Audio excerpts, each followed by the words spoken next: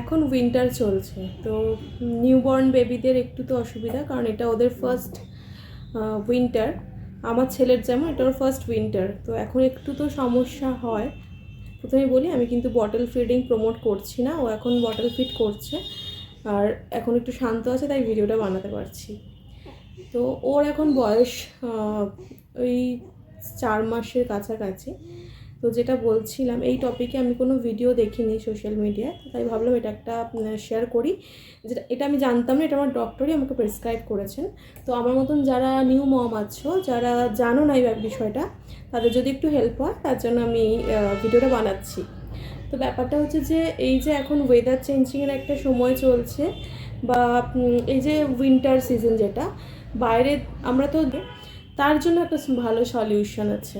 সেটা হচ্ছে একটা হিউমিডিফায়ার। হয়তো অনেকেই জানো, এটা আমার কাছে নতুন, তাই আমি ভাবলাম শেয়ার করি। তো এটা আমার ডক্টর বললেন যে একটা হিউমিডিফায়ার আমরা ইউজ করতেই পারি।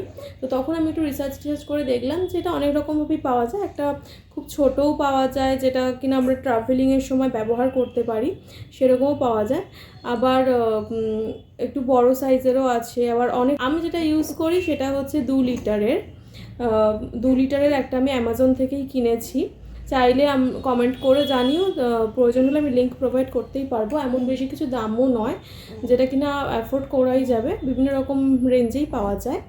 তো এটা বেসিক্যালি কি করে, বাড়ির মানে রুমের হিউমিডিটিটাকে কন্ট্রোল করে। এর ক্ষেত্রে যেটা হয়, বাচ্চার বাইরের ওয়েদার থেকে জার্মগুলো বা আলাদা করে হিউমিডটাকে ঘরের মধ্যে আসতে দেয় না, রুম টেম্পারেচারটাকে একটা সুন্দর স্মুদিং রাখে, বাচ্চার স্কিন ড্রাই হয় না, যেটা সব থেকে বড় ইম্পর্টেন্ট। বাচ্চার স্কিনটাকে ময়েস্ট রাখে। শুধু বাচ্চা কেন, ওই রুমে যারাই শোবে না কেন, শীতকালে যে বড়দেরও একটা মানে ওই স্কিনের টান ধরার ব্যাপার, সেটা কিন্তু একটু কম হয় একটা হিউমিডিফায়ার ইউজ করলে। তো আমি যেটা ইউজ করি তোমাদেরকে আবার দেখাচ্ছি, দেখো। আমি এই হিউমিডিফায়ারটা ইউজ করি। এই যে এখান দিয়ে এভাবে ভেপারটা বেরোচ্ছে রুমে, আর এইটা একটা টুলের মধ্যে আমি রেখেছি। এটা এইভাবে 360 ডিগ্রি অ্যাঙ্গেল এরকম ঘোরে। তোমরা তোমাদের পছন্দ মতো একটা ইউজ করতেই পারো।